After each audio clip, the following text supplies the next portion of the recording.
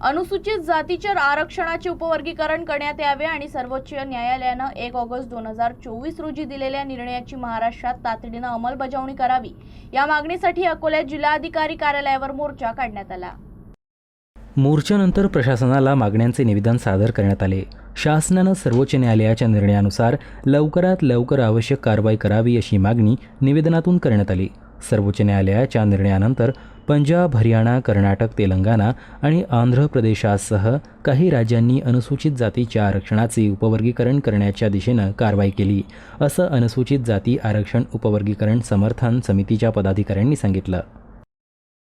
आज अकोला जिल्ह्यामध्ये अनुसूचित जातीच्या आरक्षणाच्या उपवर्गीकरणाच्या समर्थनार्थ एक भव्य दिव्य असा महामोर्चा निघाला आहे।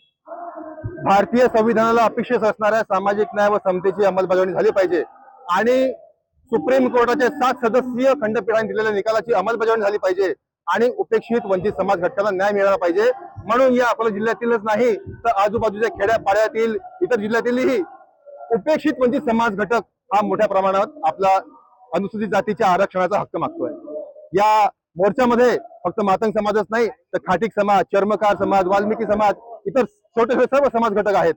मी सरकारला विनंती करतो, या मागे पडलेल्या समाज बांधवांना विकासाच्या मुख्य प्रवाहामध्ये आणण्याकरिता आपल्याला अनुसूचित जातीचं आरक्षण वर्गीकरण करावंच लागेल।